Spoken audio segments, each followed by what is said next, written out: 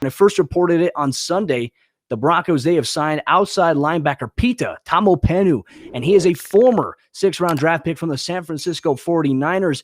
He attended a tryout this past week as the Broncos rookie minicamp was ongoing. The team decided to sign him, and he's got a chance, in my opinion, to maybe be that fourth edge option behind Von Miller, Bradley Chubb, and Malik Reed. The Broncos, they've been looking for that guy, and he's got a motor to him. He's got a really incredible story. I was able to report the news over the weekend, and I did a little bit more background after I was told about the signing, but this is a player that is exciting. I mean, the potential that he has is exciting. He's never really gotten a tremendous opportunity to showcase what he can do. The Broncos, they've seen him up close and personal a couple of times in preseason, obviously some joint training camp practices in the past and a preseason game. A lot of talent, and he's an athletic specimen. He's 27 years old, 255 pounds of just muscle. But I wanted to dive into his story because I feel like his story is really intriguing, especially if you're a Utah Utes fan. You know exactly what his story is. So if you're listening to this podcast, it's going to be no surprise to you. But I want you to get to know Pita Taumoepenu and maybe how he can maybe be the next guy for the Broncos. So in his senior year of high school, he lived in Tonga. He came over from Tonga to the U.S., and he went to Temp View High School in Utah. That was his first year ever playing football. First year, his senior year. And this is the crazy part about it. In his first year ever playing the sport, he registered 25 sacks, and he helped Temp View win the state championship at the 4A level. So I want you to rewind that for a moment. Okay, think about this. First year ever playing the sport of football, he comes in, has 25 sacks in his only year playing. Obviously, it's going to raise eyebrows amongst scouts all across the country. Utah, obviously being his background where he was at, his backyard, they saw that and they said, hey, we got to get this guy. And obviously, he had 21 and a half sacks in his time as a Utah Ute. Fast, physical, and when he came into the NFL in the 6th round for the San Francisco 49ers, they were running a scheme that wasn't a 3-4, it was more of a 4-3, so he played some defensive end. He's not really a defensive end type guy, even though he can play it.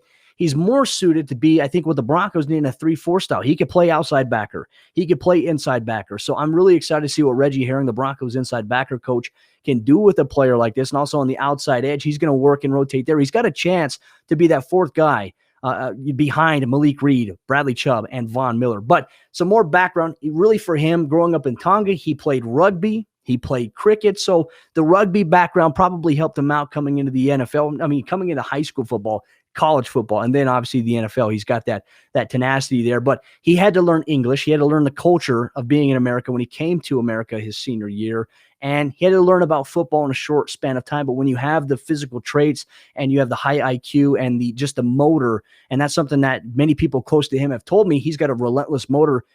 He can be a contributing factor at some point. He just hasn't had the opportunity to do so, and he had a massive hit just a few seasons ago on Tyler Lockett. If you YouTube it, you'll obviously see it, but man, he's a big, fast, physical guy that can run at 255 pounds. That's a great thing to have there, but he graduated from Utah as an economics major. But back in 2017, I was told this by a source that Pita was actually the #1 undrafted target on the Broncos list if he were to go undrafted. He was originally projected to go undrafted, but he went 6th round to San Francisco. So the Broncos had interest in him. So now they get a little bit of a chance to look at him up close and personal. Vic Fangio has some former 49ers ties there.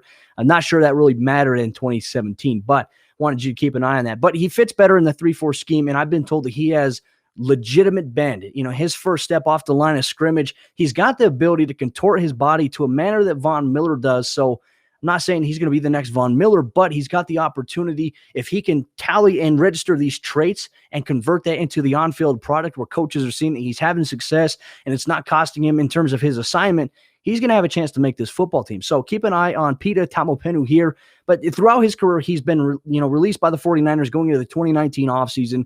He spent time with the Cardinals. He was buried on their depth chart.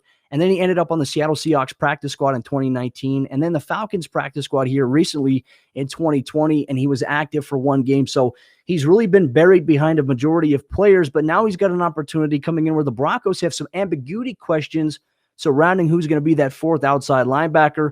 We'll see if Taumoepenu has an opportunity to do that. I'm excited about his prospects, watching his tape. He's going to be a fun player to watch in training camp. I'm going to be sure to try to get an interview with him, but his story is incredible. I still can't get over the fact that his senior year of high school, 25 sacks, and he had 4 sacks in the state championship game that helped seal the win in overtime for his team. So what a tremendous accomplishment. What a tremendous welcome to football moment for Pita Taumoepenu.